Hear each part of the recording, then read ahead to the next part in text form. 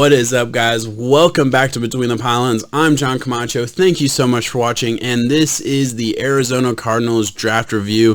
Please like this video, subscribe to the channel. This is the very last draft review video that I'm doing. I have done 31 other videos. This is the 32nd, so I have officially finished the NFL draft review series that I did on this channel. That means I get to go on to other stuff, and I get to kind of dive deep into other things. Please subscribe to the channel and follow the journey, because I have a lot of great stuff coming for you guys. But let's get into this video. Arizona Cardinals draft. I'm not going to bury the lead on this one, guys. I absolutely loved it. This is an A+, and I feel like the most underrated draft that anybody's talking about. I'm going to get into it and show you guys exactly why I think this is really the next step for the Arizona Cardinals. But before we get into that, let's talk about some of my draft day guidelines. And first things first is, what was the plan? I think the Arizona Cardinals came in here with a two-prong approach. One, best available. Second, beef up that defense. I mean, they added a couple players on the defensive line later in the draft that I probably won't talk about too much, but they got some they got some depth at that position later. They added a linebacker in the first round that obviously I love, and they also addressed the offensive line as well. So while they addressed the defense and offensive line, which is perfect, and then of course they traded for a really good player as well. Then we'll talk about all that in a second. But moving on, did they draft an offensive lineman in the first 4 rounds? Yes, they did. They took Josh Jones in the 3rd round at 72 overall. So they absolutely took an offensive lineman. Again, just beef up that offensive line that has not been good for a while, but they have definitely dedicated assets to that position of late, and it is getting better. It is definitely going in the right direction.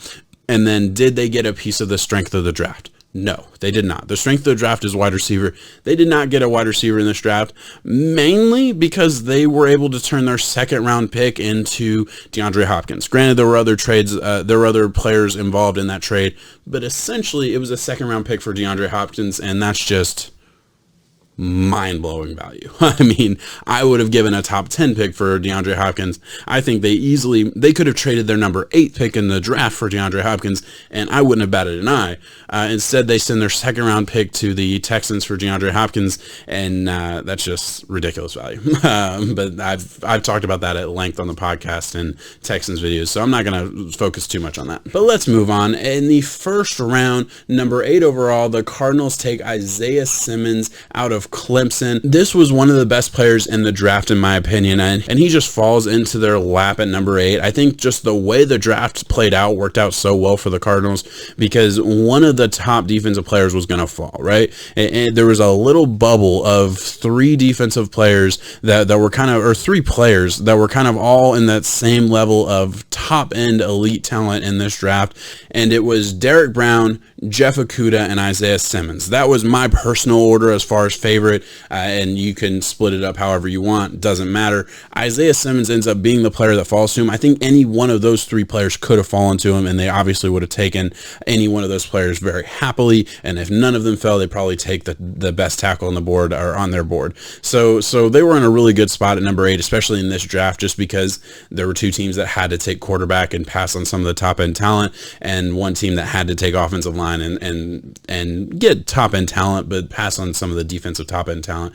So they're able to get just an absolute all-star in Isaiah Simmons, a guy who is going to play both that safety linebacker role. Who cares where he lines up? He's going to play on defense. He's going to be really good. He's going to be really fast and really explosive and hit you really hard. And this is a pick that's going to kind of replace the Hassan Reddick experiment from a couple years ago. The Cardinals took one of my favorite players in that draft, actually, in Hassan Reddick, and it just did not work out so far. So Isaiah Simmons is going to come in, and I can't imagine this not working out. At the very least, he'll be a really good player. I feel like that's his floor, is just a really good player. I mean, yeah, and his obviously ceiling is elite Hall of Fame top of talent.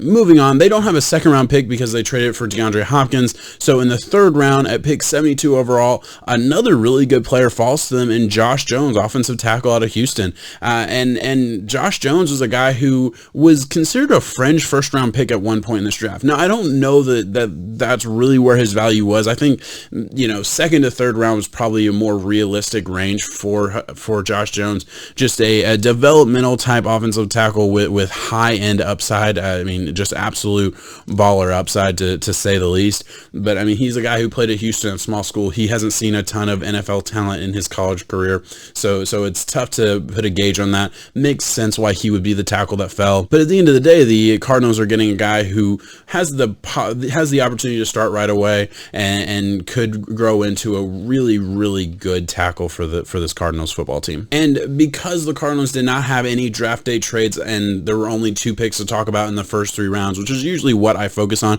I do want to highlight a couple of their picks that I really liked. They take a pair of defensive tackles in the 4th round, which is part of why I believe their plan was to address the defense. They take a guy out of Utah whose name I'm not going to try and pronounce. I'll put it on the screen though. And a Rashad Lawrence out of LSU. I mean, these are not guys that I watched, so I'm not going to lie to you, but I didn't get through a lot of the defensive tackles in this class, so I can't really speak to how good or bad they're going to be. But just as far as teams that they played on and defenses that they played on, you have to feel pretty confident with that just from face value alone. And then at the very end, I do want to talk about Benjamin, running back out of Arizona State. Benjamin is a guy who I actually valued very highly in this draft. I did. I get why he fell to the 7th round. He was not a guy who I would have touched in the first 4 rounds of this draft, but I felt like 5th round is kind of where you start to look and say, man, Benjamin he has some jets. He does. Now, I get why he fell. He's just a smaller guy out of Arizona State, and it does absolutely make sense. But man, I think they got a guy who he could be a sneaky option in fantasy. And I try to stay away from fantasy talk in videos like these because I don't want to alienate a part of the fan base that doesn't follow fantasy football and they just follow their team. But man, if he's good for fantasy, he's probably good for your team too. And I think Benjamin he's just going to be a jitterbug. He's just going to be a speedster, and I really like the value there. I'm kind of excited about that.